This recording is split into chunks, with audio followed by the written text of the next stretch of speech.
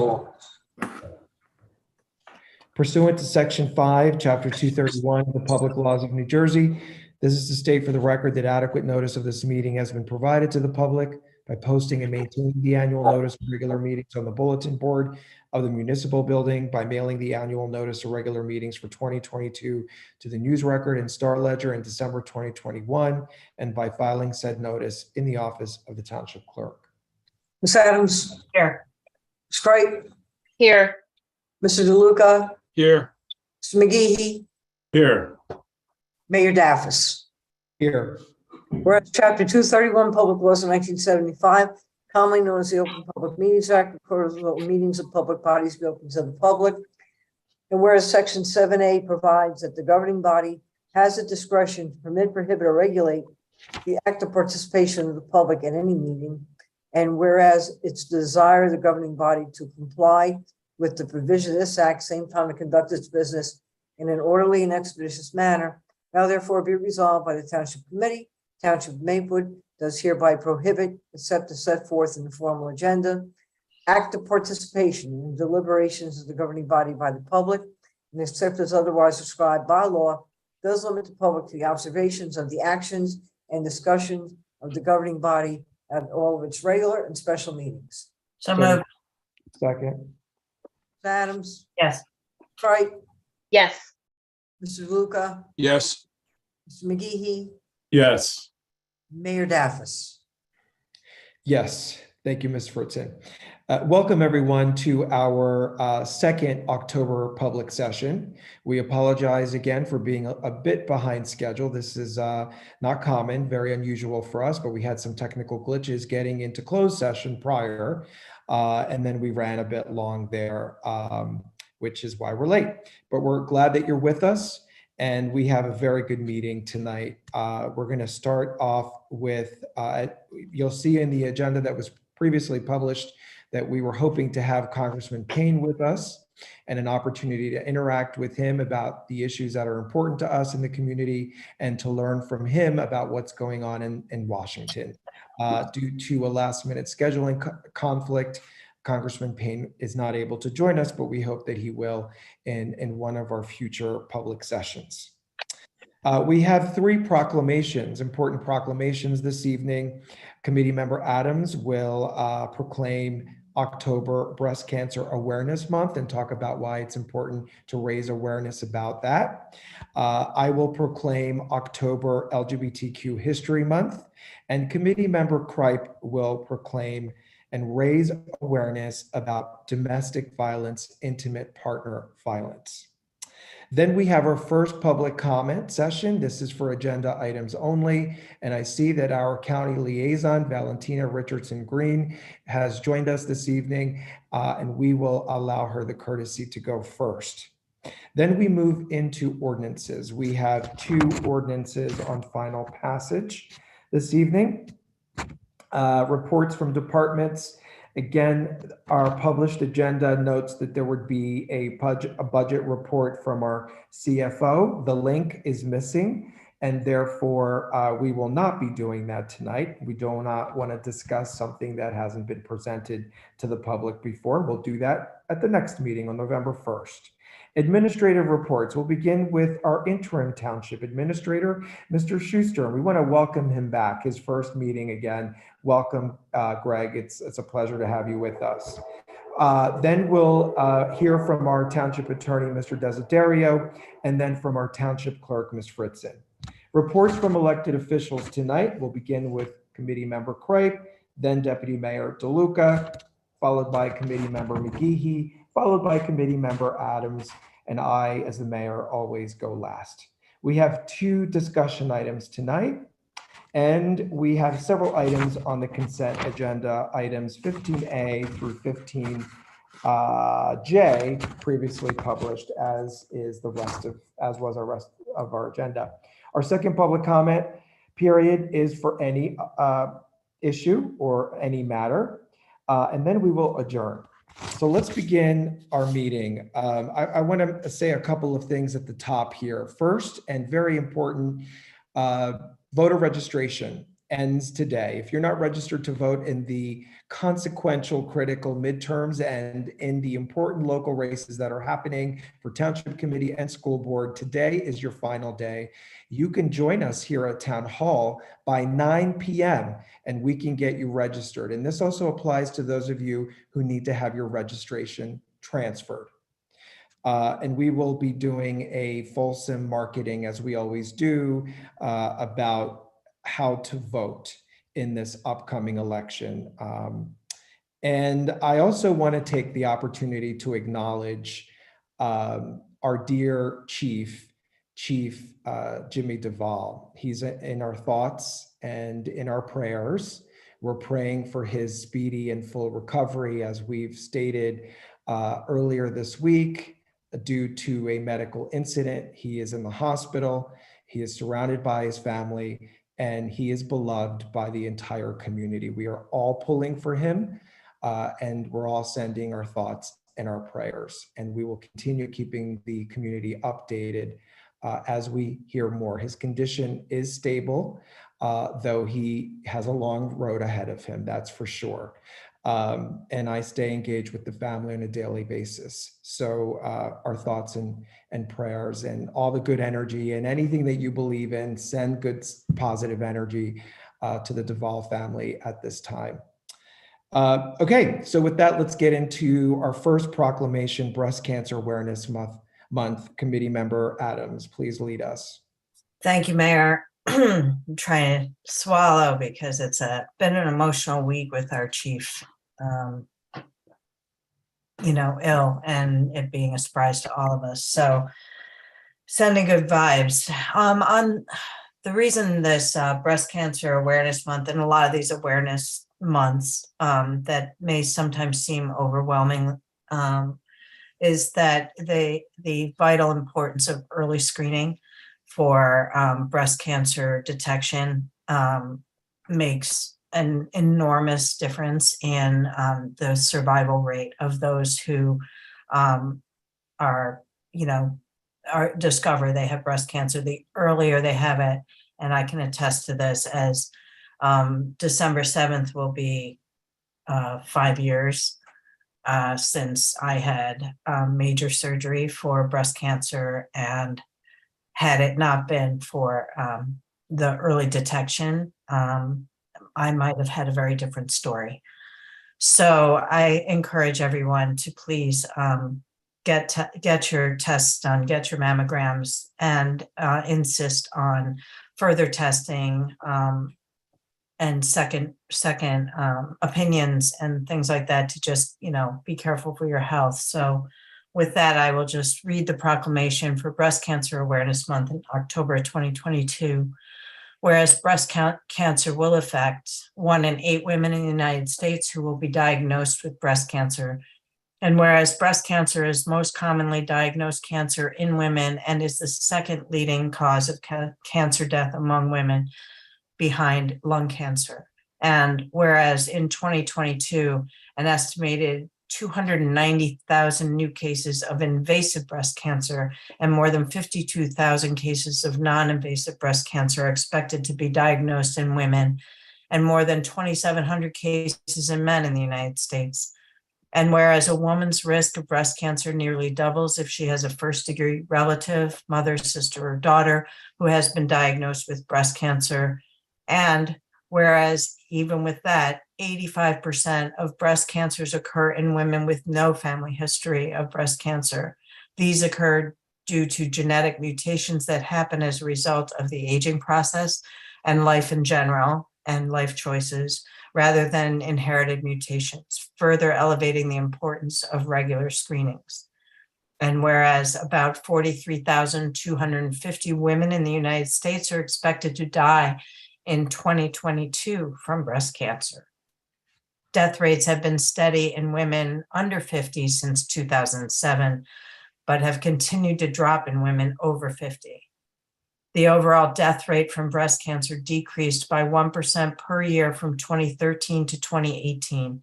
These decreases are thought to be the result of treatment advances and, as I said before, earlier detection through screening. And just one caveat here, since the death rates have remained steady under 50, I urge people to also ask for their insurance companies to cover mammograms and early testing prior to the age of 50. Right now, the law only requires insurance companies to begin covering those costs at age 50.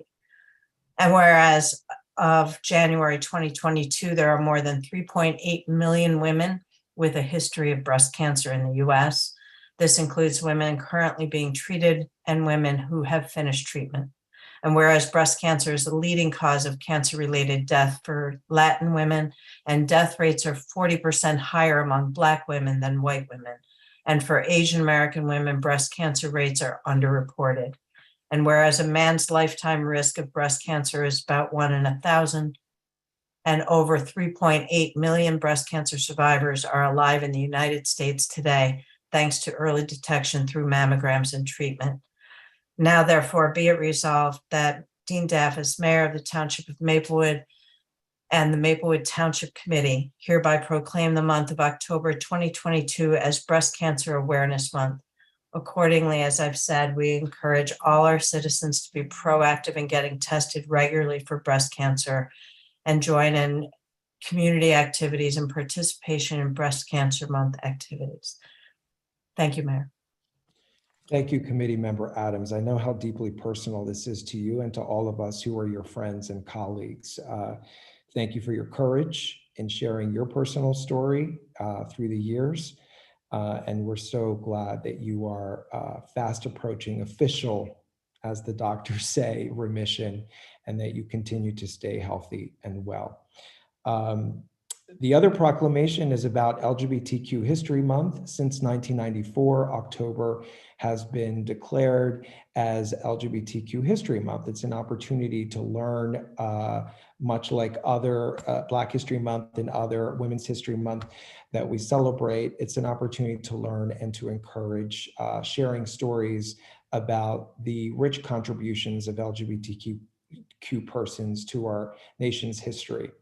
And we have been doing this in the past few years here in Maplewood, declaring October as LGBTQ History Month, because as a community, we affirm, we include, we create space and share space together. A couple of weeks ago, I think on the 11th, which was National Coming Out Day, we hosted a beautiful student-led National Coming Out party here on the front plaza. And it was wonderful to have the students and their friends and allies. We had parents and teachers as well share space together, sharing our stories. That's how we fight bias. That's how we fight against bullying. That's how we truly create inclusion. So I just want to also note that New Jersey is, in 2019, New Jersey became only the second state to mandate an LGBTQ inclusive curriculum in our schools from 5th grade onward to 12th grade. And New Jersey is fighting that fight. You know, getting that curriculum in the schools to our students has been an uphill battle. So it's important to raise awareness, and we proclaim again this October LGBTQ History Month, and we encourage all of our residents to join together in LGBTQ affirming and celebratory activities. I'll be there with you. Come and join me and the rest of us. Now, with that, we're going to turn over to another important topic to raise awareness about domestic violence and intimate partner violence. Committee Member Cripe. Thank you, Mayor. This proclamation is very, very personal for me as someone who has many friends and family members who have been victims of domestic violence and who have been told that their voices didn't matter. Their voices do matter. And I'm very grateful to serve in a community that actually recognizes a victim's voice is to be heard, not to be questioned. And so the proclamation for Domestic Violence Awareness Month goes as such. In October of 1989, the United States Congress passed Public Law 101-112, designating October as National Domestic Violence Awareness Month. And domestic violence affects all people, regardless of age, socioeconomic status, sexual orientation, race, religion, gender, or nationality. And whereas approximately 1 in 4 women and 1 in 10 men, hear that, 1 in 10 men have experienced intimate partner violence in the United States, including physical injury, psychological trauma, economic abuse, and even death. And in the United States, the National Coalition Against Domestic Violence estimates more than 10 million adults experience domestic violence annually. And we can't even count the number of children and dependents that fall into that category. From 2016 to 2018, the number of intimate partner violence victimizations in the United States has increased 42%. And on a typical day, domestic violence hotlines nationwide receive over 19,000 calls. And whereas intimate partner violence is the most common against women between the ages of 18 to 24. While murders in domestic violence spaces, oh, I just lost that whole thing. I don't know what just happened. I think someone just did the share screen. I will stop sharing so you can get it back. Thank you. Whereas intimate partner violence is most common amongst women between the ages of 18 to 24, and while murders and domestic violence situations in New Jersey are down, according to the New Jersey State Police, there is an increase in reports, arrests, assaults, harassment, children involved or present, as well as alcohol and/or drugs being involved over year after year. Now, therefore, be it proclaimed that our mayor, Dean Daffis, and the Township Committee of the Township of Maplewood in the County of Essex, State of New Jersey, that the month of October in the year of 2022 be known as Domestic Violence Awareness Month in the Township of Maplewood. And accordingly, I encourage our citizens to join in participating in Domestic Violence Awareness Month activities and speaking out against those who perpetrate the crimes. Thank you. Committee Member Kripe, thank you. I'm sorry I interrupted your very moving. That is okay. It happens. That comes. I want to share an important resource, but I also want to thank you for your courage in sharing your personal connection to this important topic.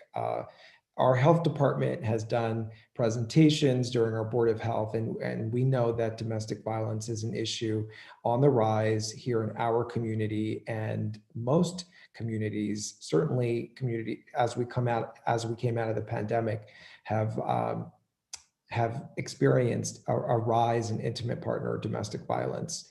And we're working hard to provide resources, raise awareness, and towards prevention.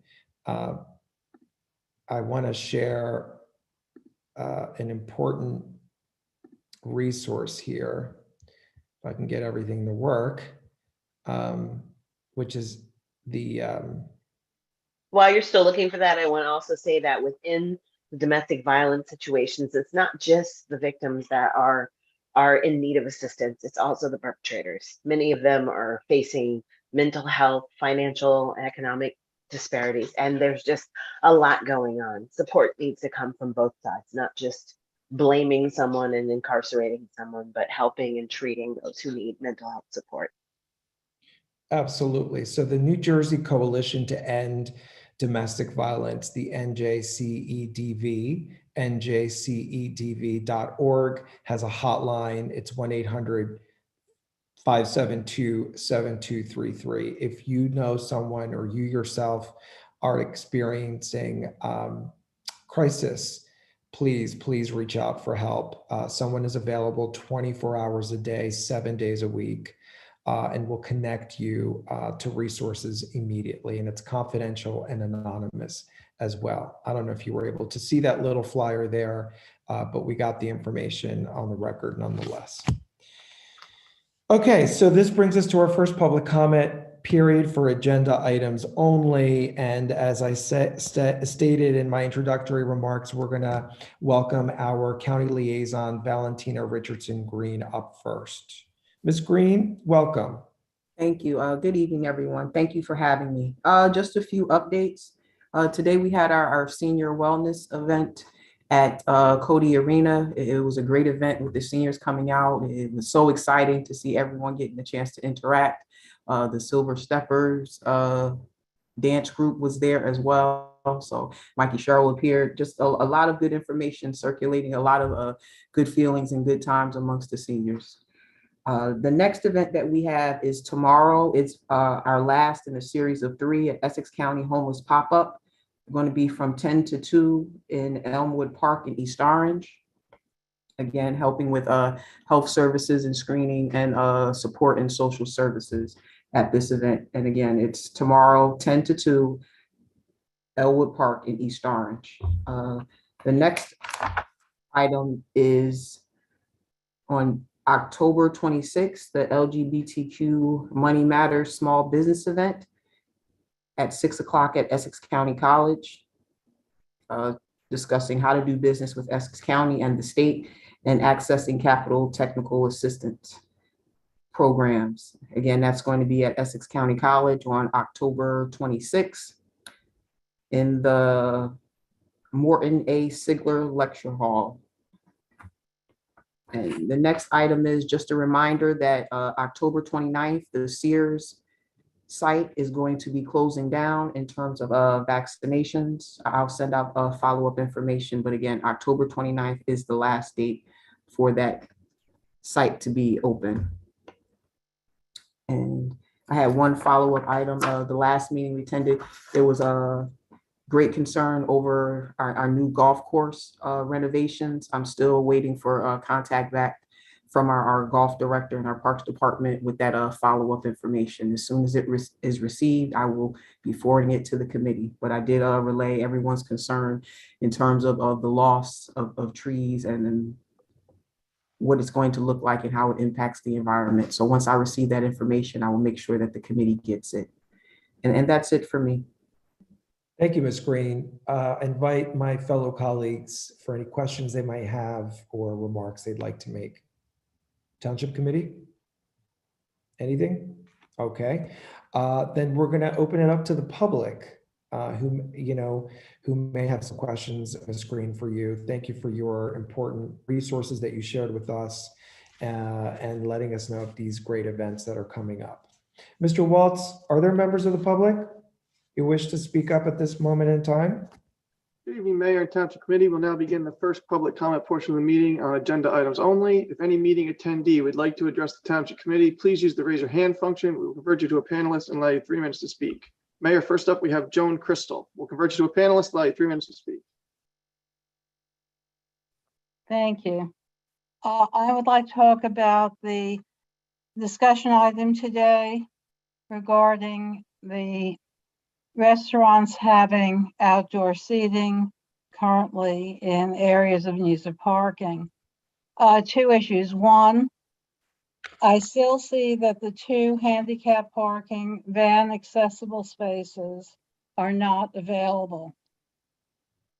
And one is taken over completely by one of these parklets. The other has been used in the van portion for storage for the plastic areas that are used to close off the street.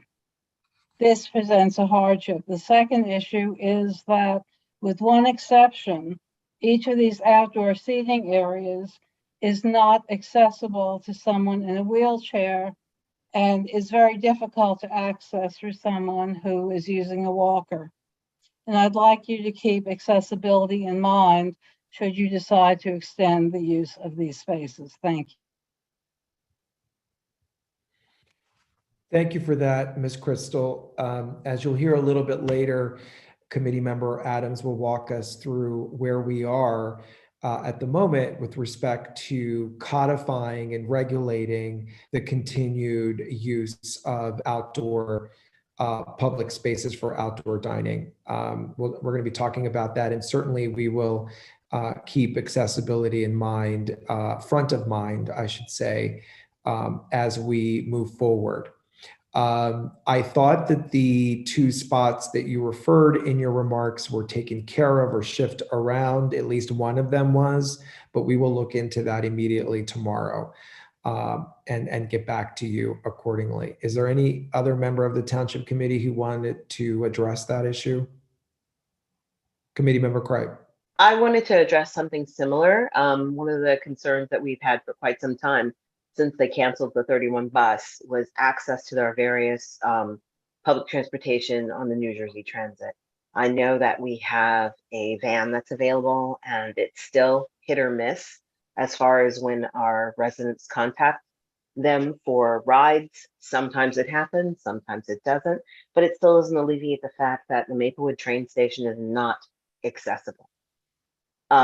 You have to be able to climb at least 3 very large steps to be able to get onto a train to or from the city. And that isn't enough. So we really wanted to encourage Essex County and let the state of New Jersey know that this isn't good enough. We appreciate the fact that South Orange is available and it is a short ride away, but many of our residents don't have the ability to even get to South Orange. So what's going to be done to help the senior citizens here in Maplewood be able to get to and from businesses and the city when they need to? Thank you, Ms. Kripe. Very good points indeed. Ms. Green, I see you taking notes as it relates to the Senior Link transportation that the county provides to our seniors. Yes, absolutely. I'll follow up with the director in terms of what can be done, what they have going forward. There's definitely been issues in terms of service availability, timeliness, and just access overall. So I will definitely be following up and bringing these points to their attention. We appreciate And I don't want to be a monster about it, but I've been on the township committee only since January, but this has been a problem since January. And I don't know how long it was a problem prior to that. So I really, really implore you, Ms. Green, to find somebody who's going to fix this because it's long enough. It really, really is long enough. Thank you. Thank you. Mr. Waltz, other members of the public at this moment in time for this portion of the public comment period? I see no one there. Okay, seeing no one else, we're going to close public comment. We'll return to a second public comment portion towards the end of our meeting for any item. Now we're going to move over to a couple of ordinances on final passage. Ms. Fritzen, we've got first up ordinance number 3070-22. Yes, Mayor, thank you. Ordinance on final passage.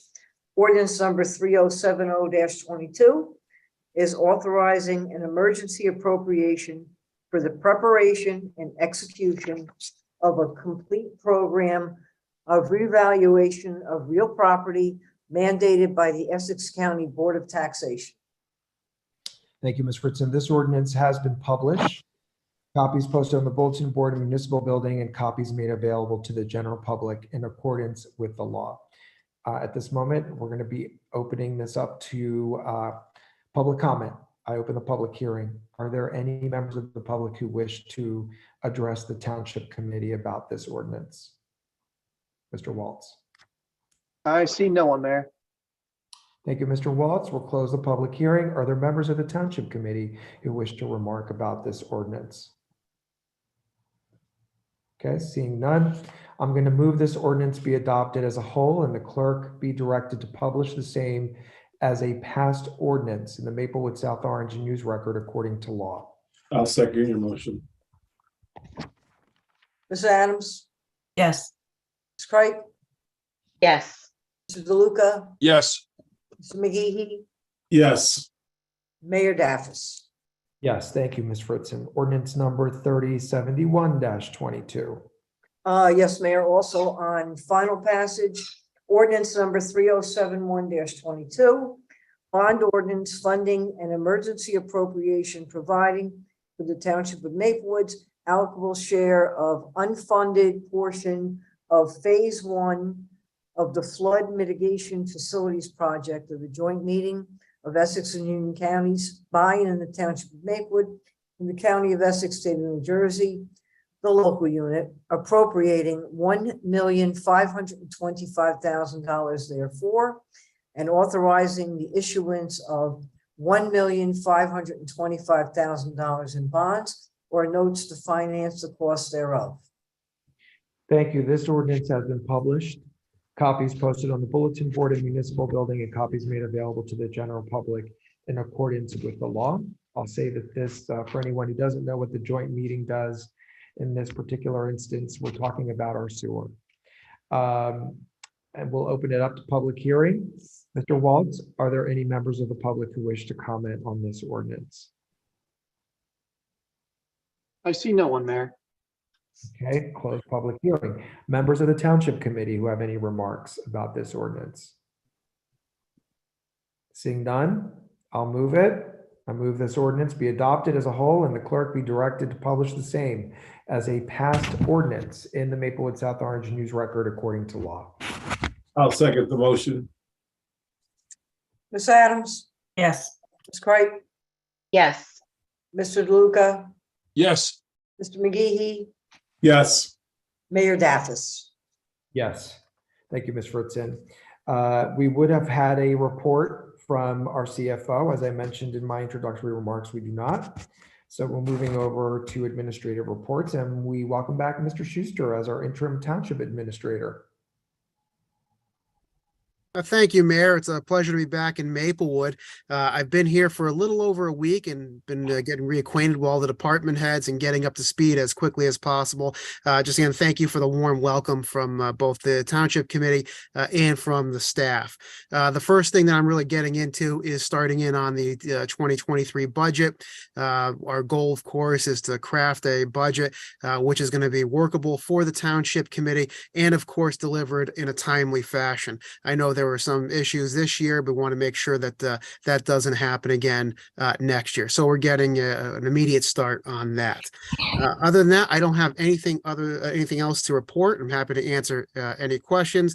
I do have one item for business. I would request that there be a motion passed to set the salary range for the deputy tax collector between $70,000 and $90,000 per year.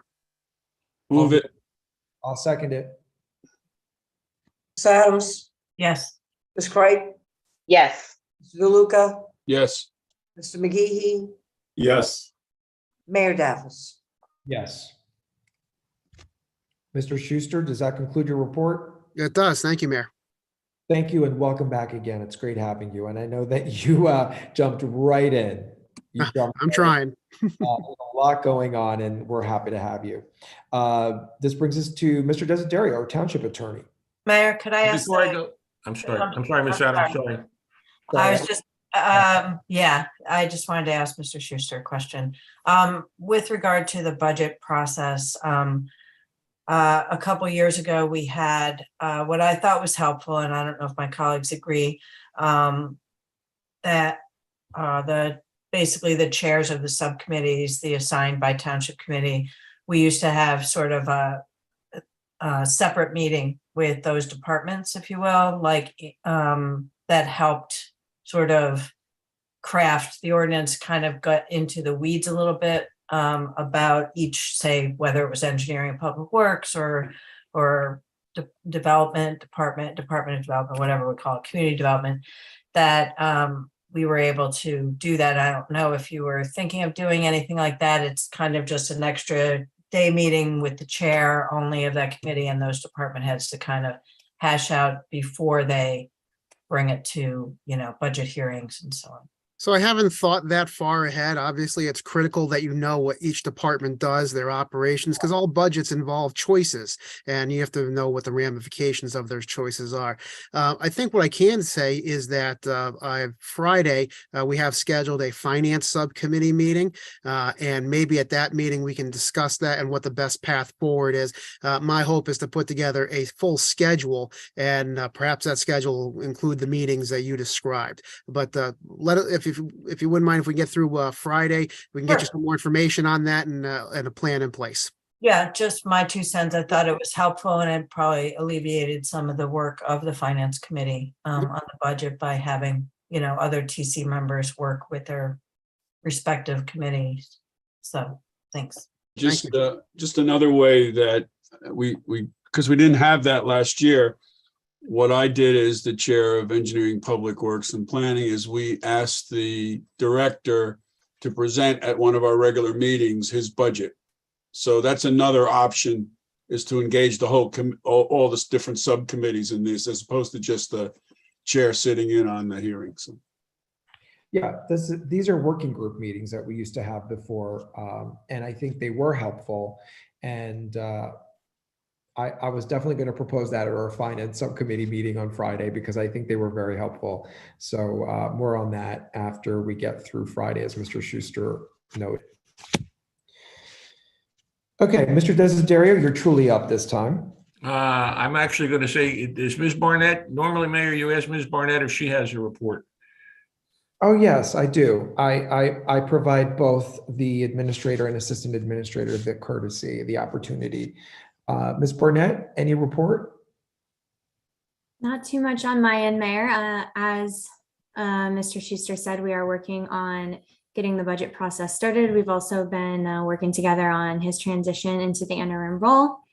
And then outside of that, it has been mostly personnel related things. So one is that I met with a staff member today to work on some just little employee morale events over the next couple of weeks. So we'll be having just kind of some fun employee appreciation mini events in the office, just to celebrate smaller, fun holidays, for lack of a better word. They're not necessarily anything formal, but just chances for people to get to spend some time getting to know their coworkers outside of just the day-to-day tasks, and then also to just know how much we appreciate the hard work that they do.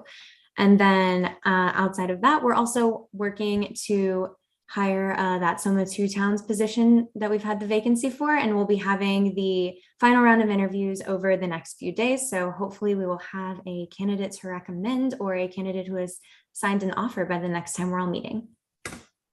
That would be great. That would be great. Thank you for that report. Any questions for Ms. Barnett? Okay. Thank you, Ms. Barnett. Mr. Desiderio? Mayor, a couple of quick things. The contract for the reval has been sent out for review by the prospective reval company. Once that comes back and we get that, it has to be sent down to the Division of Taxation for their approval, at which point it'll get signed and they will move forward. Clearly, they'll be ready to go within the next, I would say, 45 to 60 days to get this process going. So just to alert you with regard to that. And I'm sure the governing body, or at least a section of the governing body, will work with them and with the assessor in putting together information for the public about the entire process. The second thing is several meetings ago, I was directed to do an ordinance with regard to amending within Maplewood Village Special Improvement District, the ordinance with regard to micro cannabis businesses. I have not forgotten about that. It did get delayed because I was on vacation. I will have it on for the next meeting so that you can consider that and move forward with that. So that's all I have, Mayor. Thank you, Mr. Desiderio. Any questions for Mr. Desiderio from my colleagues? Okay, thank you. Ms. Fritzen? Thank you, Mayor. So roughly 33 minutes, and you can still register to vote for the next election. We're fully staffed down here and would welcome anyone if you want to come down carefully in the next 33 minutes. We'll get you registered. So my other report would be just to indicate that tomorrow we have a filming in Maplewood Village, and I had sent the Township Committee the particulars on that, and it is going to happen. We've had several meetings with the filming company, and I know it's the Township Committee's and Mayor's intention that we do have filming in Maplewood Village, which is a little bit trickier, but we have covered the Special Improvement District, the manager of the district, police, myself. Everything was pulled together with 3 separate meetings, and that will be taking place tomorrow around the Greenway Market. And if anyone asks, it's a Sara Lee bread commercial. Election information, we posted up a piece on the Township website, which we've been providing twice a year for primary and general election with important dates, and I try to keep that flyer not too busy, where you can really, zone in on the information that you need. That's completed. Election day, of course, November 8th. And again, Veterans Day, we're going to have an indoor program. It'll be great. I already have our community band booked, and it'll be a real nice treat for the veterans to come inside and have something that's more typical than our drive-through Veterans Day. And my other item is, when you get to closed session, when you get to the consent agenda, I would ask for your approval of the closed session minutes, which you received and from the meeting of October 3rd. And if you choose not to approve them tonight, I can certainly move them to your November 1st meeting. And that's it. Thank you, Ms. Fritzen. Any questions for our township clerk from my colleagues? All right. Thank you for covering all of that so well, Ms. Fritzen, as you tend to do. Reports from elected officials. We'll start tonight with Committee Member Craig. Thank you, Mayor. Just a few simple things to put up there. We are closing in on the end of our farmers market for this season for 2022. So please make it a point, if you haven't already, to go visit our vendors out on Springfield Avenue at the corner of Yale, to partake in their wares. Stevie Farms, Four Corners Bakery, and of course, our friends at Stony Hill. We love to have them, and we're looking forward to a continued relationship with them. So please go out there and see some of the local vendors in and around New Jersey and participate in purchasing and supporting their businesses. We have fall clubs and upcoming fundraising happening within the YouthNet community. We had a very successful summer internship program, and our interns have actually moved on, in one case, onto the Youth Advisory Board. So we're hoping that our fall clubs and our upcoming fundraising will be able to support the program, including a grant opportunity through the Chief Foundation, who just completed the Newstead 5K fundraiser that is going to help support the work of our educators in and around Maplewood and South Orange School District. Our holiday giving is about to kick off for food and coats and finance to help our neighbors in need. So there'll be a lot of signs out, and there'll be a lot of people collecting things. If you find your heart moved in one way or another, I encourage you to please give in every way that you can. We are coming out of the pandemic, and some folks made it off better than others. Please give as generously and as well as you can. Our working groups meeting coming up in the next couple of weeks, courtesy of holidays and various trips, including one I had for work. We've had to push a lot of meetings of the committees I chair till next week. So I want to have reports from a few of those committees, but I will have in by November the 1st. Prescription drug take back day is happening for Maplewood PD. If you have expired or drugs that you no longer are in need of and you want to safely get rid of them, please bring them by the police department coming up in the next couple of weeks. Our flu shot clinic on Saturday was a very big success, and I hope that folks who haven't had opportunities to get a flu shot came by and took advantage of that provided by our health department.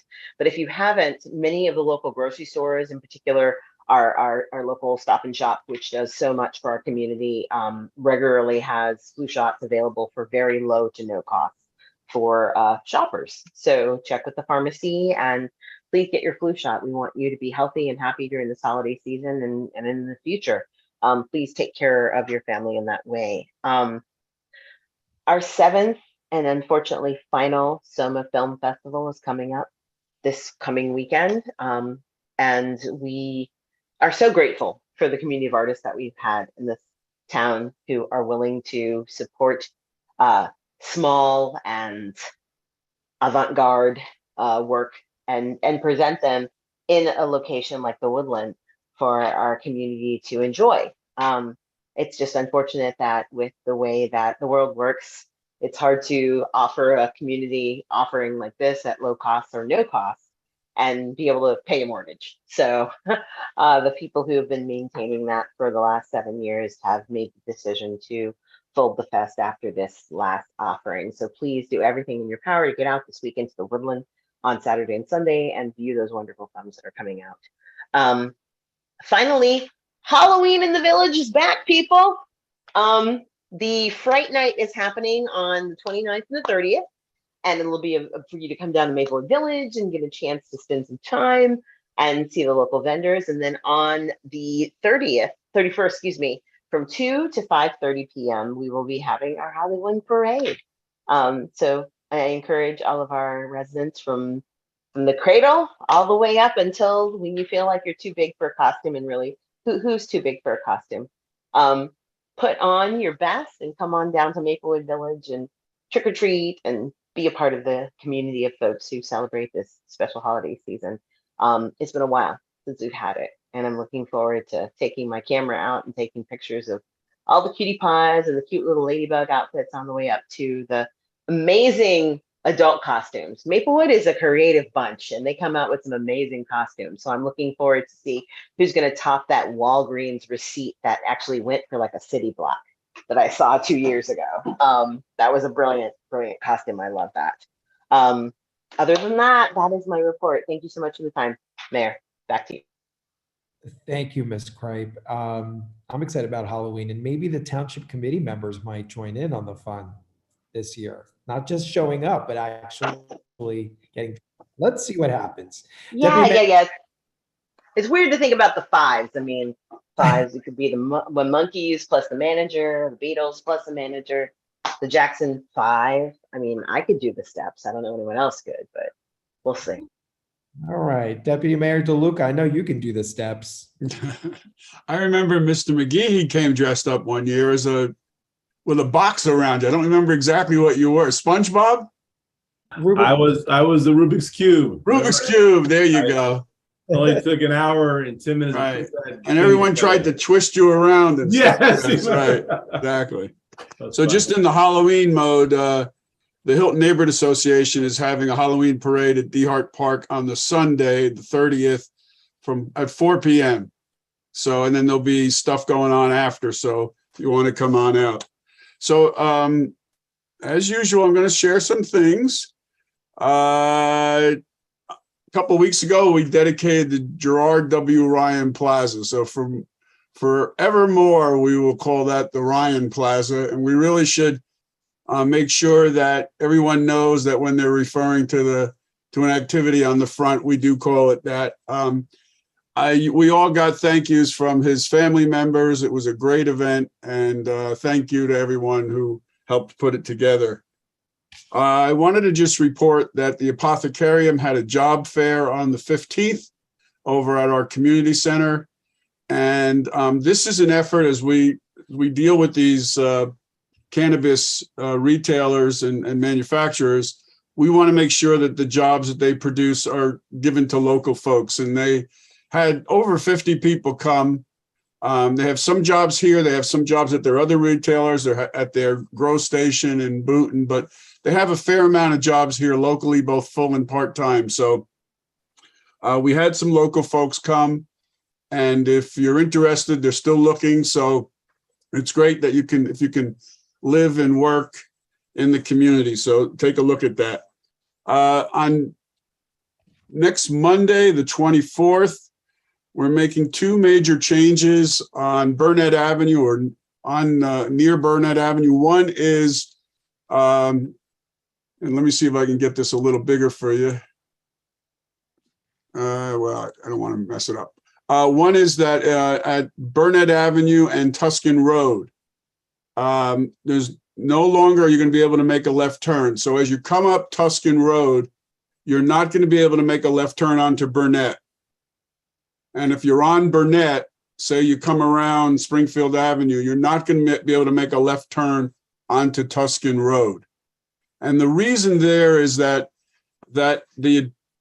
flow of traffic, that left turn really creates a dangerous situation, both with auto traffic and with pedestrian traffic. So our consultants looked at this, our in-house engineers looked at this, the police chief was there, we all worked together on this, and we've crafted this. So we're going to start a pilot on the 24th to test it. We haven't figured out the duration of the pilot. We want to really give it a good go. And if it works, it'll become a permanent feature. We'll have to come back and pass ordinances and what have you. But this is something that we're looking at.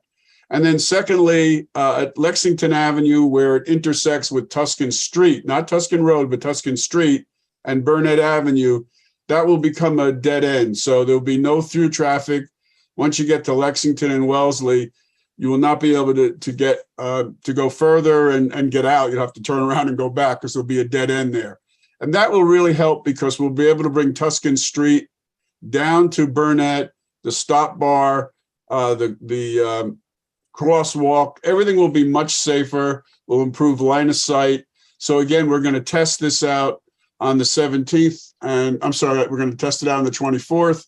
We have signs up at both locations now alerting people that it is happening. I'm going to keep going. I have two more items. Let's see. One is I want to announce that today we received word from Sustainable Jersey that we have again achieved our silver certification. And this will run for 3 years from 2022 through 2025. And our application was approved with 540 points in 49 separate actions.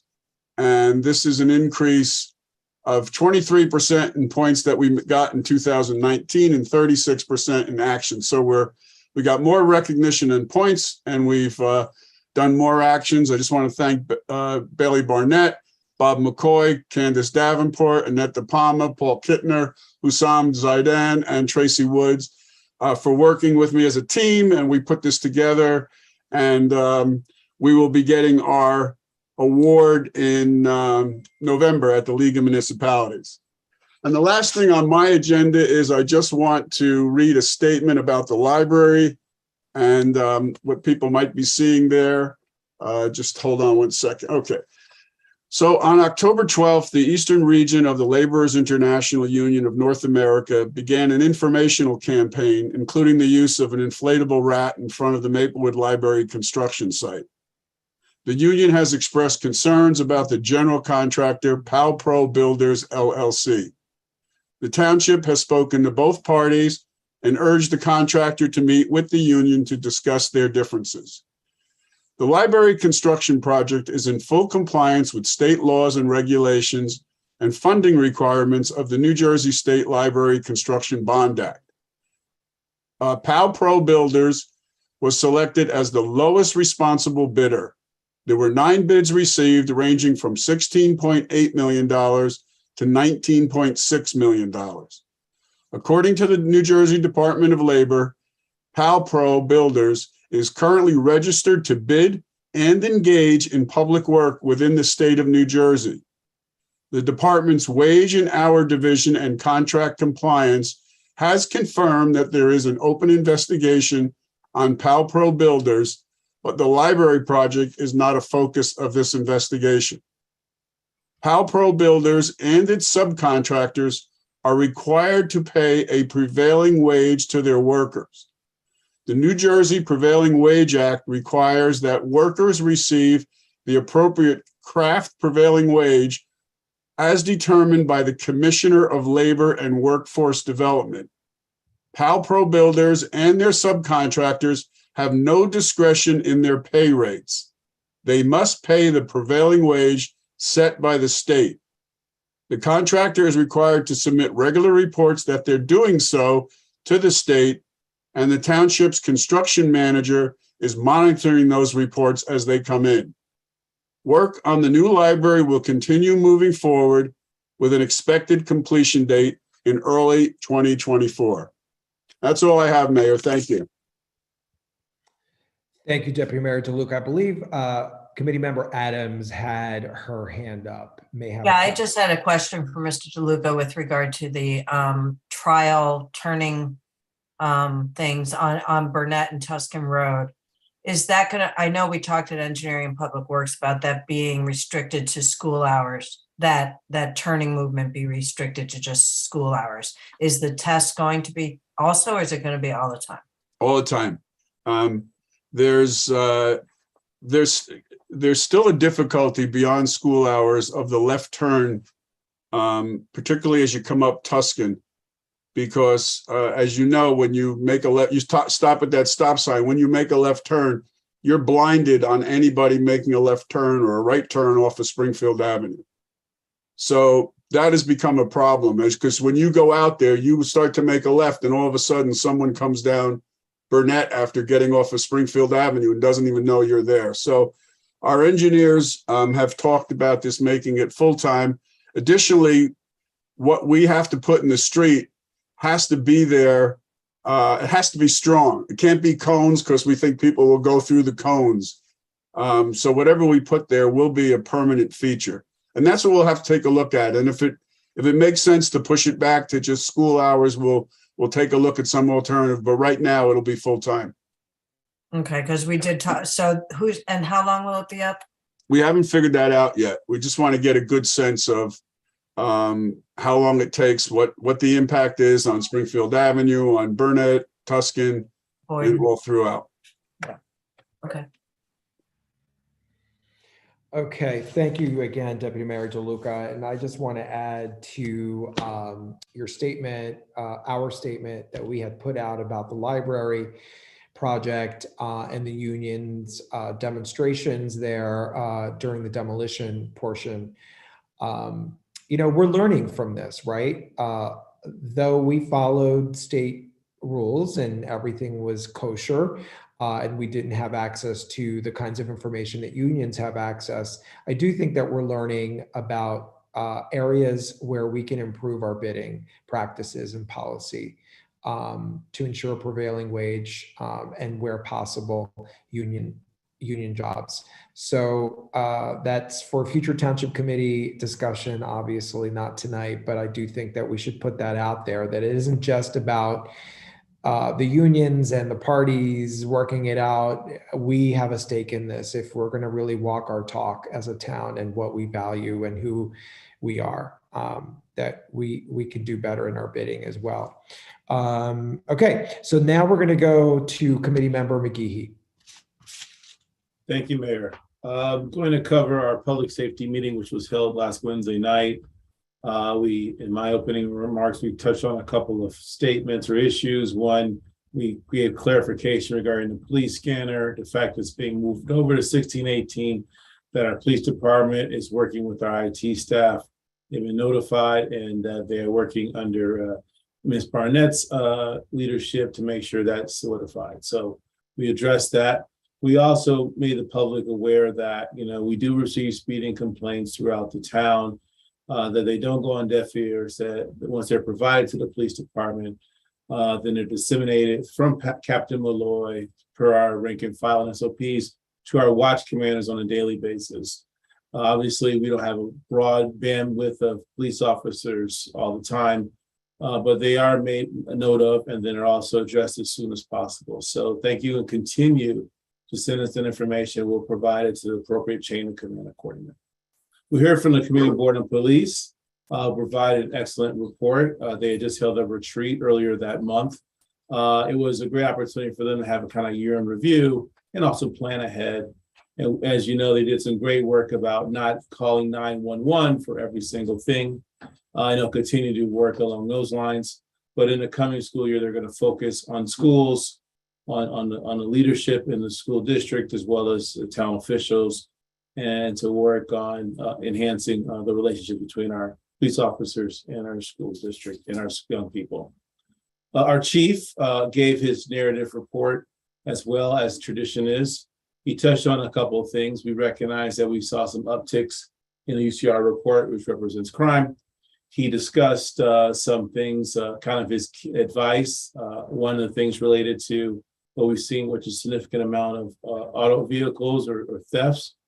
He mentioned, do not leave the vehicles unlocked or undetained, or especially with the keys inside. Do not leave valuables in your car. Be mindful of package deliveries, the location of times, especially using a brick conglomerate like Amazon. You can be cognizant of that on your phone or your website, and information to provide, put the package down your front stoop, or be home in time to be there to mitigate any potential loss of property. He said, if you have an alarm, it's okay to have it during the day. It's just a deterrent. That when people try into your house, their main goal is to get in and out as quick as possible, and an alarm is a deterrent. toward that. And always, he said, finally be aware of your surroundings, especially at night when alone, because that's just a smart thing to do. So that was our Chief DeVal's report. I wanted to put that on the record.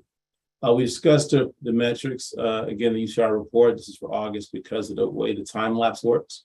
As I mentioned, our numbers were positive in terms of year over year, not by a ton, it's just by percentage wise. We saw that robberies went from 1 to 4. Most of those robberies were similar in nature, gunpoint or something where someone was in a vehicle a long period of time by themselves, and there was actors looking for crimes of opportunity. We had 2 aggravated assaults this month versus last month. Those were domestic violence, which we just touched on. Committeeman Cripe read the proclamation, and it is true that we've done a phenomenal lot of work led by Connie Fields and others in the police department to address aggravated assaults, which we saw uptick, especially before and during COVID.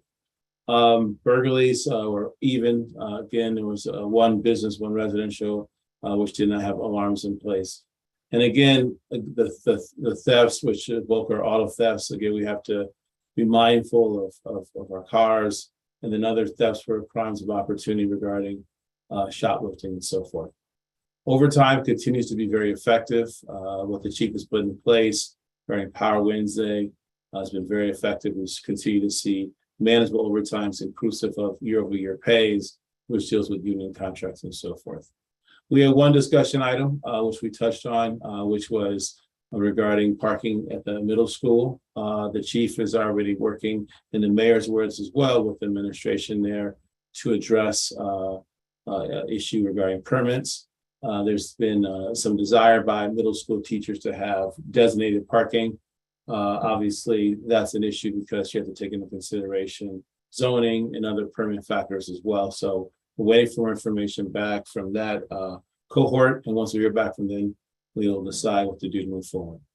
Finally, public comment was held. We had a wonderful Seth Boyden parent attend again, Ms. Murphy, who provided us with some more information, which we disseminated to key stakeholders, inclusive the chief, to move forward with some of the things to address in terms of timing of our police officers, making sure that they are there, present throughout a period of time that's palatable for parents, not only just dropping loved ones off and guardians, but also returning as well.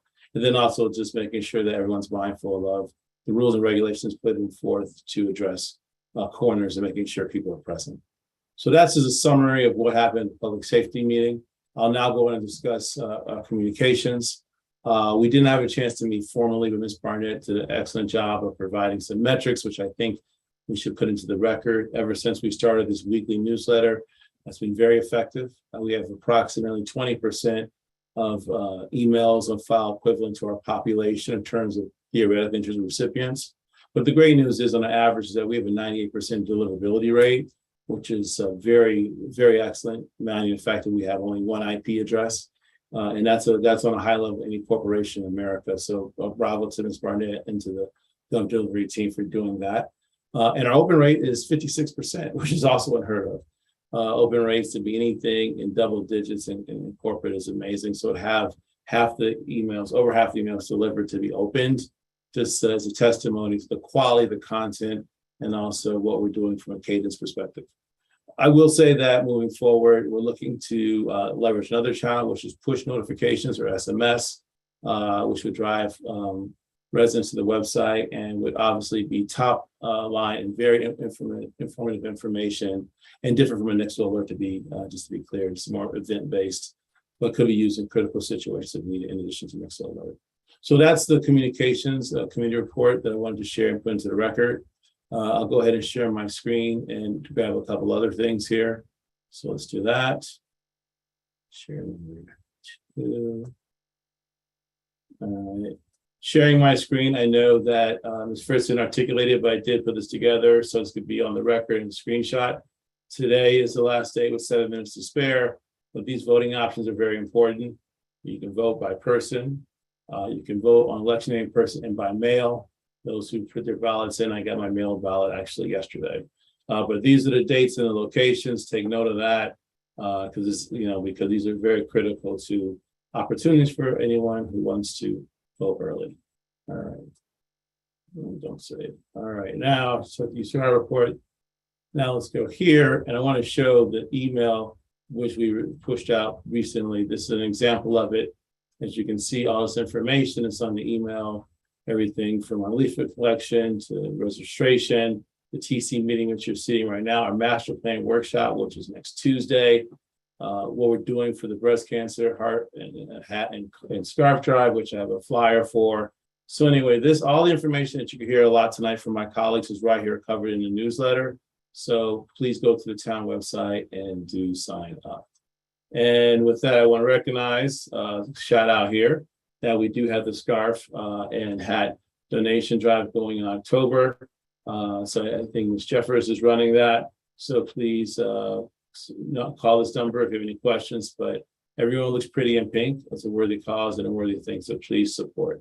And then finally, although Ms. Craig touched on it, because it is under the world of public safety and so the police department, we are having the drug take back day. It's very important.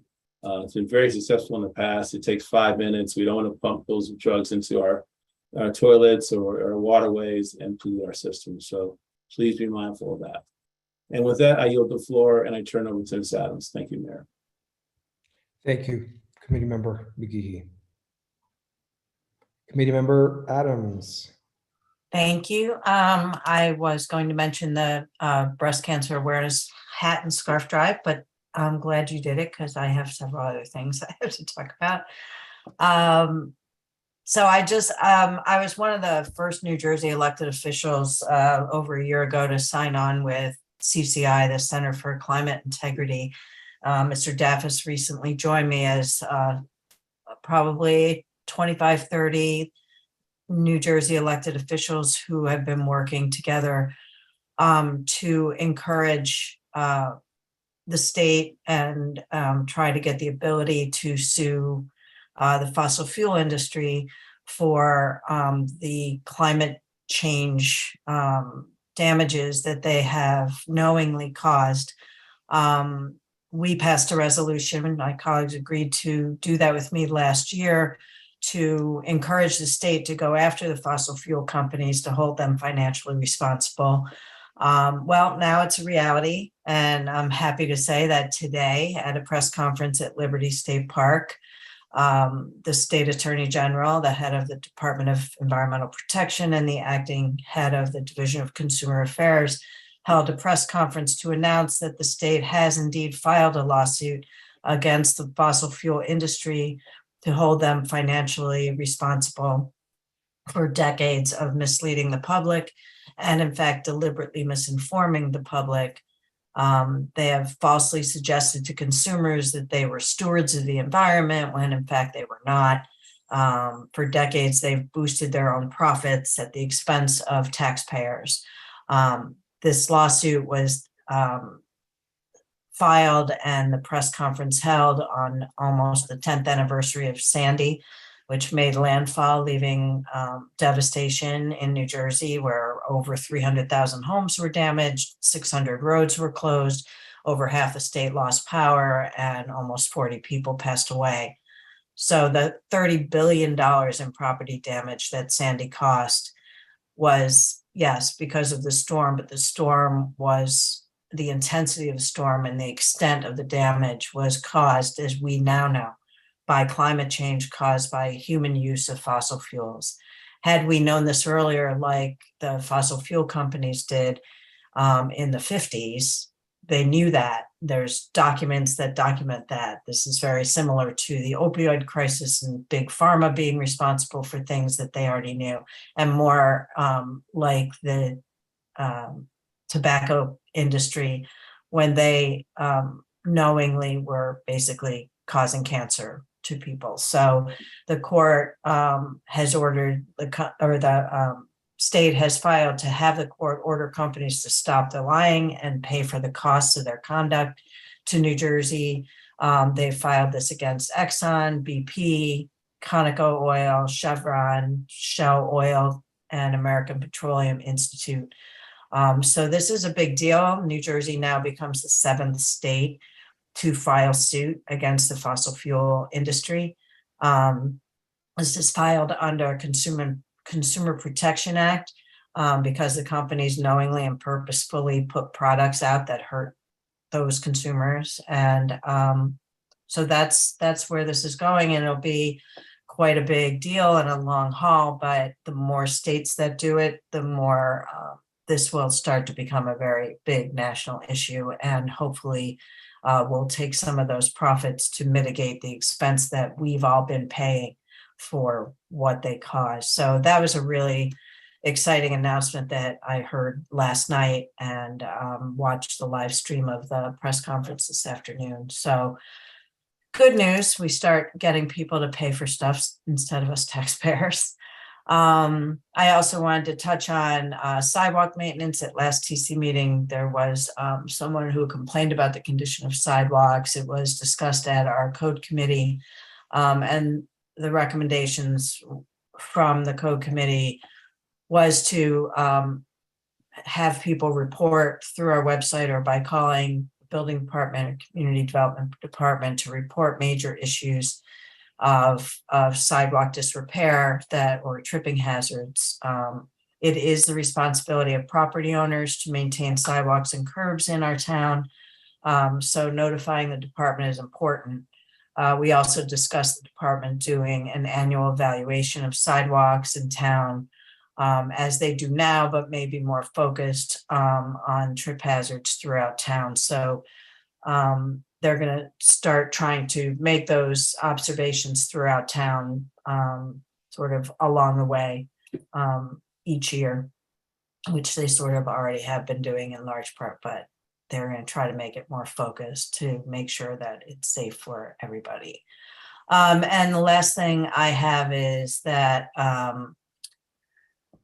we've been working with South Orange, as I've mentioned in many meetings before, for about 18 months to 2 years. A couple years ago, this body and the village trustees in South Orange hired a joint consultant to guide us to figure out how to address the major financial issue and environmental issue for both towns face with regard to recycling.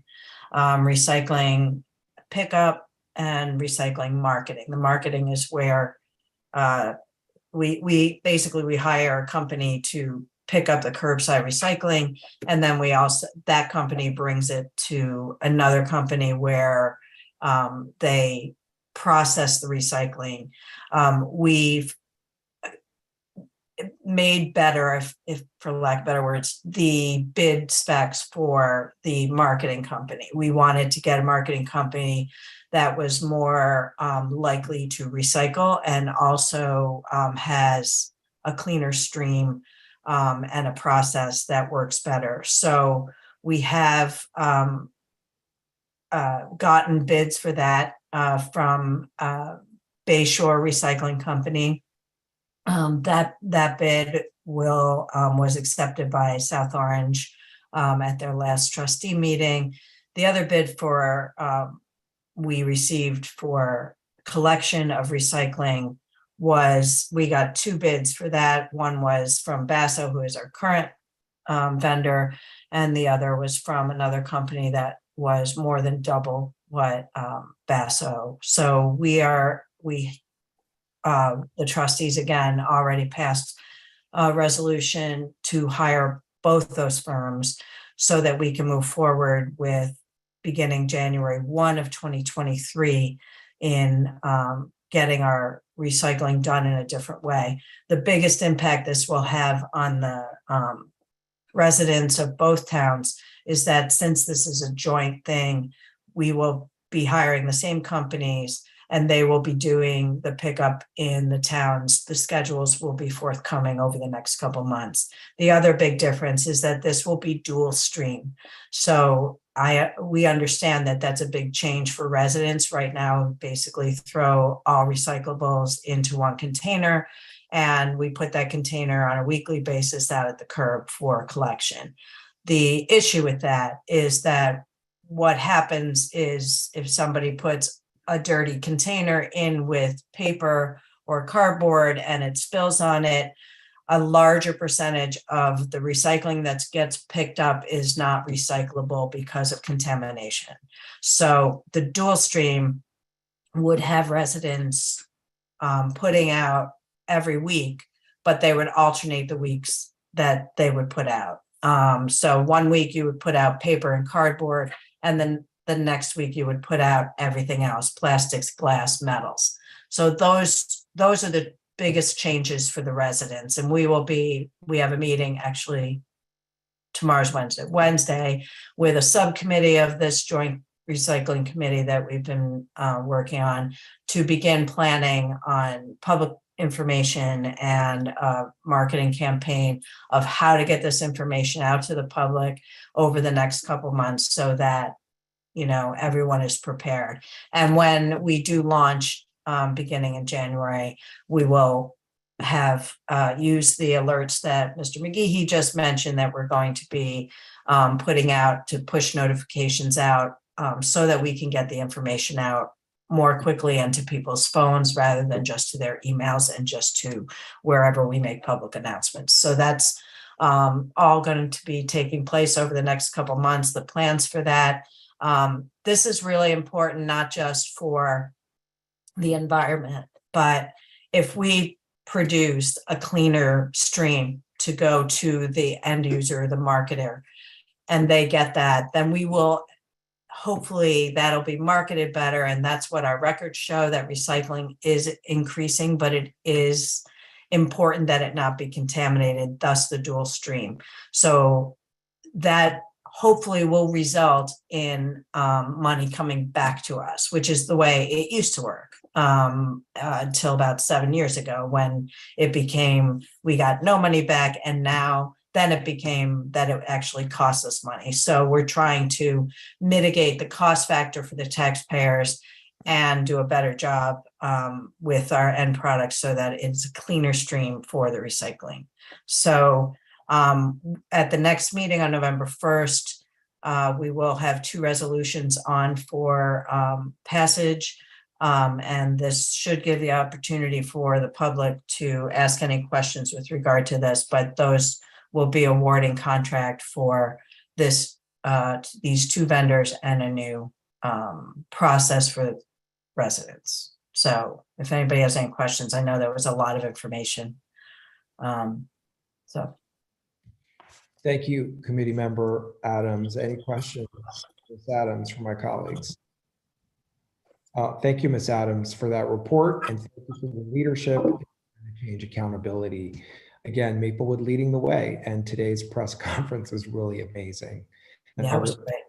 Never saw that coming, but it's happening. Can you believe California hasn't done this yet? Come on. Yeah, but if New Jersey has, they'll be soon to follow, I'm sure. Right. Okay, so I go last, and the beauty of going last, I always say, is because others have already covered a lot of what I was going to point out. I was going to point out as the MVA liaison that the Halloween parade is back. Ms. Kripe already covered that. I'm reporting that we are meeting, our finance subcommittee is meeting on Friday morning to start work on the budget, and I will recommend the working group sessions that we talked about earlier and some other things. We want to look at our cannabis revenue to see what that looks like. Is it coming in? Is it good? And so on and so forth. I will report back from finance subcommittee next time. Also, committee member McGehee alluded to our next public workshop for our master plan. I'm going to start getting this out tonight after our meeting. There's a flyer already prepared. We want to disseminate this like crazy all over the place in our community. Next Tuesday night, October 25th, 7:30 to 9:30 at the Woodland in person. No excuses. It's virtual. Don't have access. Can't make it work. Show up and speak up. The master plan is so many things. We talk about it as the major blueprint of the town. It is the policy document that will guide our decisions about so many things. Yes, technically it's mostly about land use, but other things are important there. Our mobility, our sustainability, so many things that we do as a governing body and that we talk about as a community together are part of the master plan. So please come by next Tuesday night, October 25th, 7:30 to 9:30. Registration, pre-registration is highly recommended, right? Because we want to be orderly about this. We're going to do a presentation. We're going to explain the master plan process. We're going to introduce our planning firm. We're going to tell you what they've done. We're going to show you who they talk to. And we're going to give you a timeline, and then we're going to hear from you what's important to you. So again, 10:25, 7:30 at the Woodland. Related to the master plan, some of the things that we are seeing already in the feedback that we're getting is about walkability. We pride ourselves in being walkable communities, Maplewood and South Orange. And one of the things that is part of that discussion is our sidewalks, right? And committee member Adams talked about our initial discussion in code. I don't think that's the end of the story. Maplewood, unlike most communities in New Jersey, as committee member Adams reported, currently anyway, it used to be different, but currently we changed it at some point. You know, sidewalks are the responsibility of the resident, the only exception of the resident. You know, in state law and in most communities, public right-of-ways, including sidewalks, are the responsibility of the township, except when those sidewalks adjoin commercial properties. They're the responsibility of the commercial property owner. So I don't think this discussion is over. I think it's just beginning, and the master plan feedback is going to be really, really enlightening about that. I want to note that I've been working with our state reps and congressional reps to advocate for the continued funding of school-based youth services programs. You know what I'm talking about here. I'm talking about the Hub and the Loft, run by Family Connections, under a very controversial and ill-informed and ill-advised in so many ways current proposal by the Department of Children and Families. Such programs will be eliminated in order to consolidate those services at the county level. And we know that that makes no sense, right? Because we need to get to our students where they are. They're in school. Their teachers know them. Their counselors know them. They know how to get to them. These services are free and they don't have to go anywhere else. Many students can't get to another place. And certainly, you know, with other social services support and peer support and other things, we know the challenges that we have sometimes when we have to rely exclusively on the county. So I've been working with Congressman Payne, Congresswoman Cheryl, and Assemblywoman J.C. and Assemblyman McKeon. They're working on legislation on their end, and we're doing some advocacy, and I'm using my other DCA hat to do some advocacy on this. And fingers crossed that we'll get it done. I want to thank the community groups that put on our heritage celebrations this month. We had a terrific National Hispanic Heritage Month celebration that was hosted by South Orange at Seton Hall Village. And we had a wonderful Diwali Fest this past weekend on Sunday that was put on by Soma Cross Cultural Works. As I stated there in our welcome and thanks, these things are important to do. They're not just performative. They're not just excuses to gather in the park. They really do build inclusive community. When we share our stories and our traditions and our history, we get to know each other better and become stronger and more united. So it's really, really critical that we continue doing these and celebrating accordingly. The other thing that I want to share and do some awareness about is that the State Health Benefits Commission reported that they've decided, effective January 1 of next year, that healthcare premiums are going to go up 23%. A decision that was, by the way, done without any representation of local electeds or county electeds, and a decision that doesn't affect state employees because they worked out a special deal with them at 3%. The rest of us are apparently stuck at 23%. Now, look, this is not sexy stuff for most people, but when you think about this, it really affects all of us. We already live in communities that are highly taxed and becoming more and more unaffordable. And we are working with public employees who do so much for our residents who are already struggling to make ends meet. Raising premiums at this moment in time during inflation and such economic insecurity means that the options could be devastating, right? We'll have to increase Chapter 78 contributions by employees, which essentially reduces their take-home pay, which kills morale, right? At a time of low morale, by the way, by public employees. It means that we may have to raise taxes in already high taxes. We can't afford to do that either. It means possibly layoffs and reduction of services. So I really urge everyone to join me and my colleagues and all of us tomorrow at Spiota Park in South Orange, where fellow Mayor President Sheena Cullum of South Orange Village and I will be hosting a rally to raise awareness and to call to action, to call the Murphy administration to action, to reach a deal, and to carry a conversation onward about this, inclusive of our voices and our representation, because our municipal budgets cannot handle this hike. It is just absolutely staggering. And as I said, devastating. And this is another opportunity for us to raise awareness about what? How healthcare costs in this country are not sustainable. You know, have we not learned anything? During COVID, we lost over 1 million people, the majority of whom died because of lack of affordable access to basic, not premium, basic healthcare. So please come on out. This is going to be one of those times when labor and management are going to be standing together, because this does affect all of us. So we hope to see you out there. And that is my report. Discussion items. Before we get there, obviously we're not going to get through our discussion and the rest of the agenda. It's 9:15. By 9:30, I move that we extend the meeting beyond 9:30. Do I get a second? Second. Ms. Adams, Yeah, Ms. Wright, Yes. Mr. DeLuca, Yes.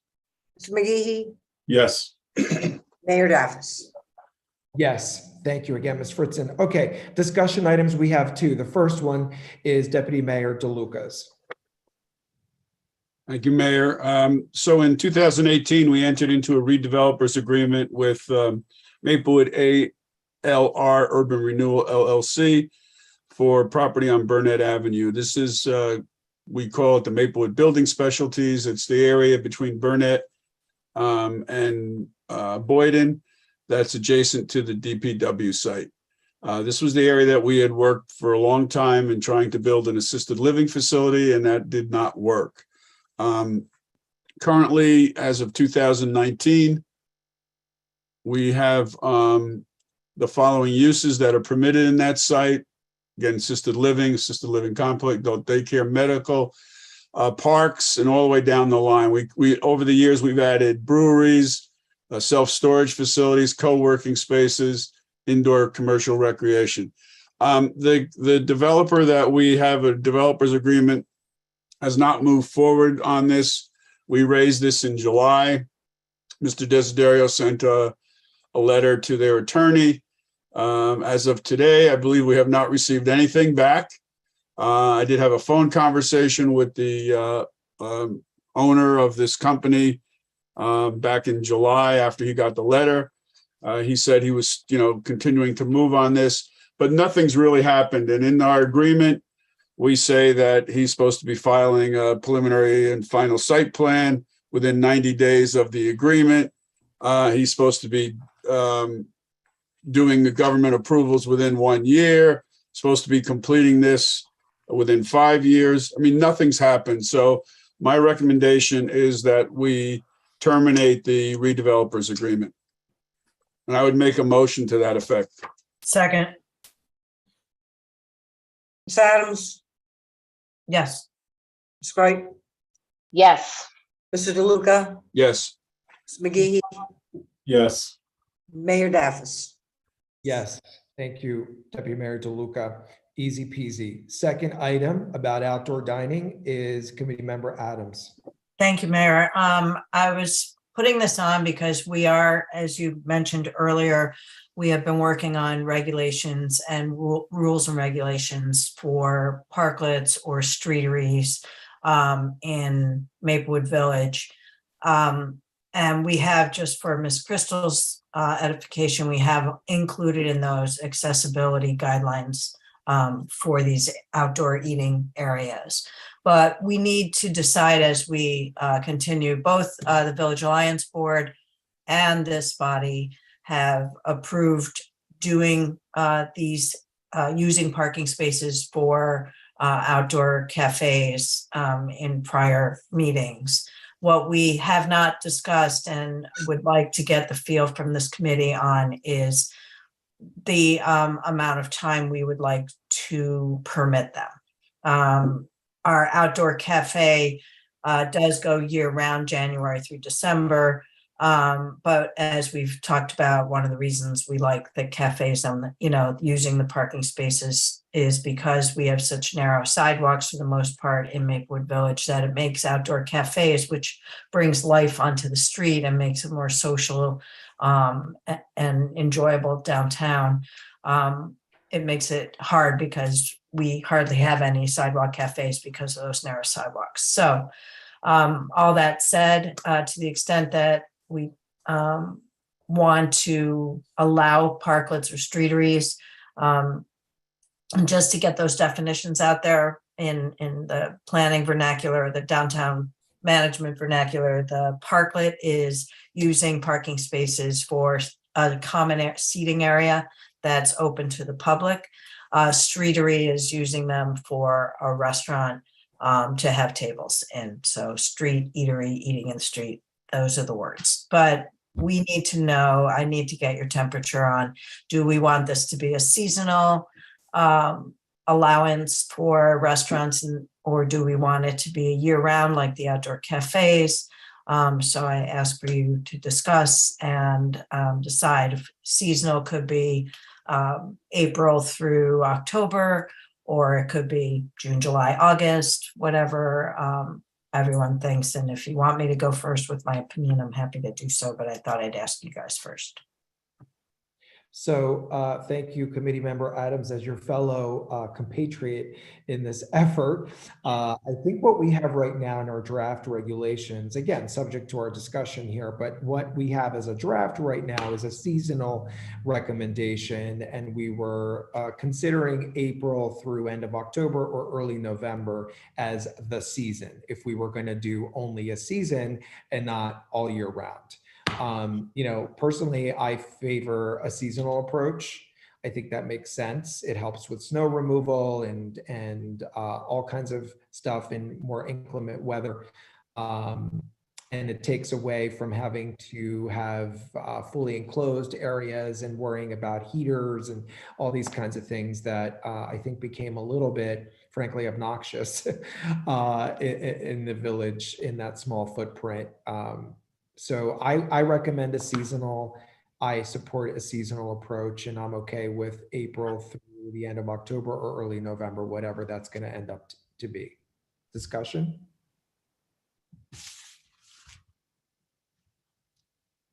Discussion? Go ahead, Deputy Mayor DeLuca. I favor seasonal approach. I think in the thing that Ms. Adams sent out, I saw April 1st to November 15th. I could go April 1st to November 1st. I also, Mayor, you sent out the Newark ordinance or the Newark code, which I thought was very comprehensive. And I wasn't able to find the dates in there. But I do think it should be seasonal. I found a lot of other stuff in there that we might want to think about for ours, but I definitely agree it should be seasonal. One thing in the Newark code, it required people to take in their tables overnight, even in these streeteries and parklets, but we're not doing that. We're going to let people do that. Okay. Yeah, I definitely think that we should have a limitation. I think it's different and that raises the question, because in the outdoor cafe ordinance, even though it's year round, overnight, you have to take those tables and chairs in. So, you know, it's pass, you have a pass through. So with a parklet, and since we're not allowing that's or not requiring that stuff to come in, I think making it seasonal is a better deal, so that during the winter time we can plow, we can park during the holidays and do things like that. Thank you, Deputy Mayor DeLuca. And just for clarification, as Committee Member Adams noted, our discussion about this topic is truly limited to whether we're doing seasonal all year round. Committee Member Adams is going to share our recommended regulations in full at a forthcoming meeting, probably the next one, because we want to get it out to the merchants in time to educate them as well, because what we have right now only applies through the end of the year. Yeah, it'll probably be the second meeting in November at the earliest. Right. Well, and if we do this seasonally and it doesn't start till April, we're still waiting for the design committee of the Village Alliance, and I've given them a deadline of November 1st to get stuff back to me. Yeah, and as the liaison there, so have I. Let's hear from Committee Member Kripe and Committee Member McGeehee about their thoughts on this. I love the fact that we'll be allowing people to be outdoors throughout the year. I mean, fresh air out there in spaces is a wonderful thing. However, as Miss Crystal brought up earlier, the idea around accessibility is still forefront. So as long as that is in the consideration of these streeteries or parklets, I'm all for it. I will never prohibit a business from making a profit in our community, because that's what they're there for, you know, supplement the community as well as themselves. So yes, as long as it's not at the detriment of our citizens who may not be able to get in and out of them as easily as others. Thank you. And do you favor a seasonal approach over an all year round approach? Absolutely seasonal. I think year round would be a bit much, particularly with the idea around snow. However, global warming, are we going to get snow this year? Who knows? And I just want to clarify to that. I'm sorry, I should have said this before. Our new regulations that we're formulating now do limit the size of the streeteries to smaller than what is out there now. So even if we have them year round or seasonally, whatever, they're not going to be as expansive. So we will be opening up not only more handicap spots, but also, you know, more regular spots. So. Will they still have, will they open and be more accessible to folks, as Ms. Carroll brought up? Yeah, as I said, walkers and wheelchairs. Yeah, as I said before, we have ADA compliant regulations in those regulations already. Cool, thank you. Committee Member McGeehee. Yeah, thank you, Mayor. As a member of this committee as well, I think really the answer we're talking about tonight is, are we going to continue with the 12-month opportunity or truncate it to 8 months and call it seasonality? That's the ask.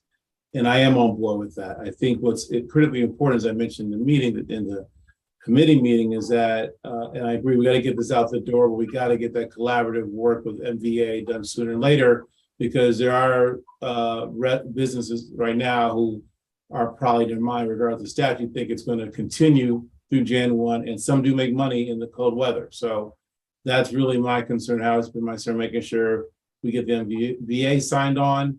And then also for my colleagues, once this comes back to you, Ms. Adams and Mr. Daffis communicated, like, there's more in this bill, if you will, as ordinance, besides just truncating hours. There's stipulation regarding what type of things they can do as well. So we should just definitely, when we prepare for the conversation, discuss all the factors, inclusive of the truncating and the seasonality. That's it for me. Thank you for your support of so I guess I would make a motion to allow streeteries or parklets for outdoor dining. And this is specifically to Maplewood Village that we're just doing the regulations for. So it would just be for Maplewood Village at this time, from allow them to begin April 1 through October 31. And then with a, permitting process that would go starting at the clerk's office beginning January. Can I raise just a sort of a technical question? I'm sorry, unless all right. somebody wants to second it, I don't know if we need to vote on this, as we sort of agreed, but Okay, we don't need to. but I just want to raise something about the 31st. That's the Halloween parade. It is going to be physically impossible for an event like that to take place, and then people get in there and either remove take it it down before or stuff. remove Yeah, it the all day. right. So you might want to just think about that date. Yeah, sure. Yeah, I think November 15th is what we have right now, and that probably makes more sense. Either I that agree. or mid-October, depends, yeah. Right, and I don't think we need a vote on this. I think we just needed some guidance as we continue drafting and building our codes and regulations. And as Committee Member Adams and Committee Member McGee noted, and I see some merchants on here as attendees this evening. Thank you for joining us. Yes, we are shrinking. We are shrinking these things. It's not going to be taking up as much parking, and we are building in better regulations as it relates to what they look like. We're not allowing permanent structures. We're not creating new outdoor restaurants. We're having uniform design standards and regulations, and we're going to require payment, right? Yeah, I was gonna bring that up. That'll also likely restrict the number of them. It might not be beneficial for a smaller type, non-full service restaurant to have one, especially if they have sidewalk space, they might just limit it. But yeah, so that's all forthcoming. And if we get into the weeds, Mayor, we're gonna just be here for another 4 hours. Yes, we are. I just wanted to showcase how much work has gone into this by you and myself and Mr. McGee and the rest of the subcommittee. And again, we are collaborating with the MBA on this constantly. Right. This is all we talk about during our board meetings recently, and we are getting their buy-in, including from merchants and property owners. Can I just flag one thing? In the Newark ordinance, they talked about liquor. In your draft, they don't. One thing right now is that, like, the bars, because the governor has and the state ABC has allowed them to do outside selling, they don't have to go for an expansion of use. If that ever changed, in order for our local bar to go outside, they'd need an expansion of use. So I think just one line in your proposal of saying that must meet all current state and local ABC requirements would allow us to make changes in the future without having to come back and change the ordinance. Mhm. That's good. Yeah. Yeah, an extension of premises. I don't know if that needs to be done every year or if that's something that's the local ABC extends that, right? Especially since it's public property. Yes. So, Yeah. Well, no, I think it has to be, we can't expand it beyond. Ms. Fritzen, did you check this issue? yeah, we were looking at it. Right? Yeah, we were. Okay. Yeah, But yeah, I think Mr. Lucas' suggestion is a good one. We can put that in and it covers us either way, I think. I have one question though. This is a good question. So what happens if, I know we're all working diligently, I have no doubt that we're going to get this done and communicated in time and allow the merchants sufficient time to take down what they have now if it's not in compliance with the new regulations, right? But let's say that doesn't happen. What happens after December 31st? Well, right now, we've only approved them through the end of this year. So they have to take those down by January 1. Well, we need to communicate that too, right? Yeah, and even if we do expand it and move forward and yada, yada, yada, like we're planning, it wouldn't be permitted until April anyway. So it needs to come down. That's something that we need to definitely communicate to the merchants. Yeah, so Ms. Barnett, maybe you could work with Kat and get that out to them. Mhm. Okay, thank you both for good discussion items and everyone for your discussion. Consent agenda, can I get a motion on our consent agenda, items 15A all the way through to 15J? I move the consent agenda I second it. and the closed minutes that were sent out for, what was the date? October 3rd. October 3rd closed minutes. I second it. Ms. Adams, Yes. Ms. Kreis, Yes, Mr. DeLuca, yes, Mr. McGee, Yes. Mayor Daffis. Yes. So this brings us to our second public comment period. We take a break from talking. We hear from the public, and I see hands going up already. Mr. Waltz. Good evening, Mayor and Township Committee. For the second time this evening, we will begin the public comment portion of the meeting on any subject matter. If any meeting attendee would like to address the Township Committee, please use the raise your hand function. We'll convert you to a panelist and allow you 3 minutes to speak. Mayor, first up, we have Kent Heacock. We'll convert you to a panelist and allow you 3 minutes to speak.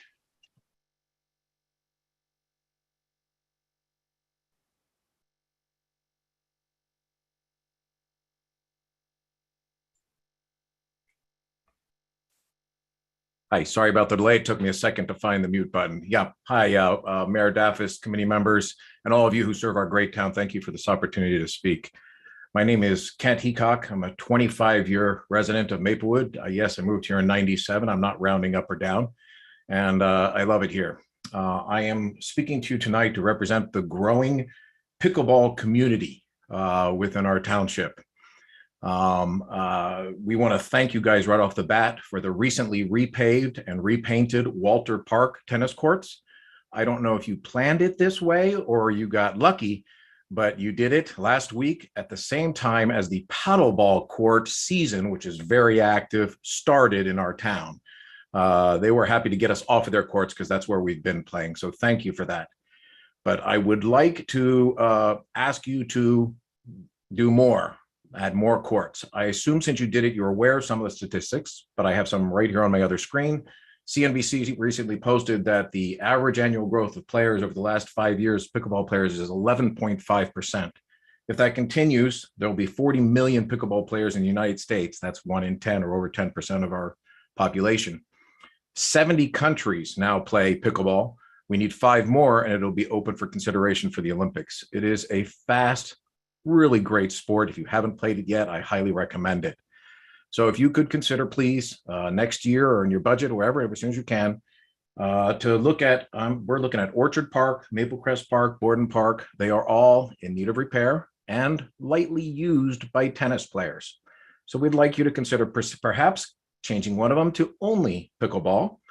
If that upsets the tennis players too much, then at least resurfacing them, repainting them, and putting pickleball courts on them, with one change from what you did at Walter Park. Many communities where I learned to play in Maryland and in Delaware at my brother's residences, they do 2 pickleball courts per tennis court, and then they purchase rollaway courts. It's a much more efficient use of the space. And the biggest cost that you guys have, that we have as taxpayers, is resurfacing those old courts, painting them one point, and then just adding the pickleball lines.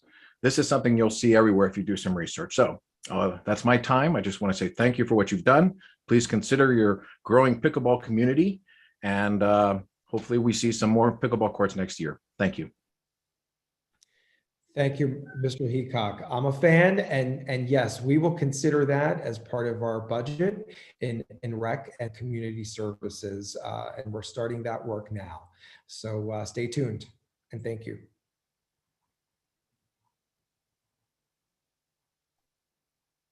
I see no one else, Mayor. Okay, well, with that, I make a motion to adjourn the meeting this evening. seconded. Ms. Adams, Oh, yes. Ms. Kreis, Yes. Mr. DeLuca, yes. Mr. McGee, Yes. Mayor Daffis. Yes, thank you all for joining us. Good evening. See you on the 1st. Bye. Yankees. Bye.